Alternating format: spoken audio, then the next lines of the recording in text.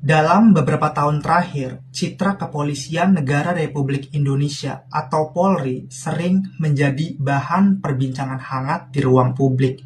Tidak sedikit dari masyarakat yang menyuarakan kekecewaan, bahkan melabeli institusi ini sebagai tidak berguna.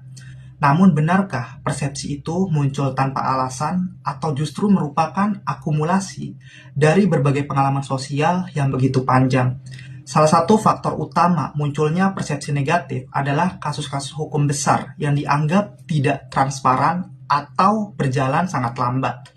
Ketika masyarakat melihat penegak hukum terasa tajam ke bawah tetapi tumpul ke atas, kepercayaan publik pun perlahan menurun.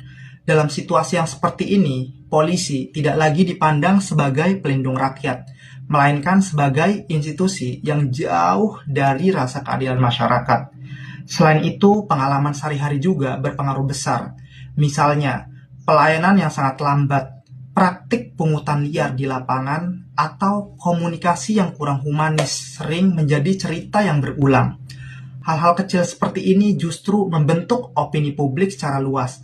Akibatnya, citra institusi menjadi tergerus bukan hanya oleh kasus besar, tetapi juga oleh interaksi sederhana yang kurang memuaskan. Media sosial juga mempercepat penyebaran persepsi negatif. Satu kasus viral dapat membentuk opini nasional dalam hitungan jam.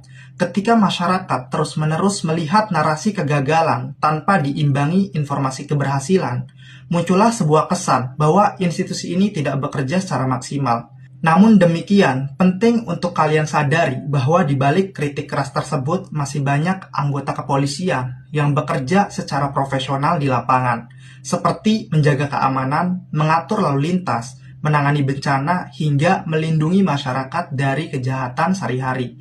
Kritik publik sebenarnya bukan hanya sekedar bentuk kemarahan semata, tetapi juga bentuk harapan agar institusi ini menjadi lebih transparan, adil, dan dapat dipercaya kembali. Pada akhirnya, label tidak berguna bukanlah kesimpulan mutlak, melainkan sinyal kuat bahwa masyarakat menginginkan perubahan nyata dalam kualitas pelayanan dan penegakan hukum di Indonesia. Kritik tajam seringkali lahir karena harapan yang masih besar terhadap institusi ini.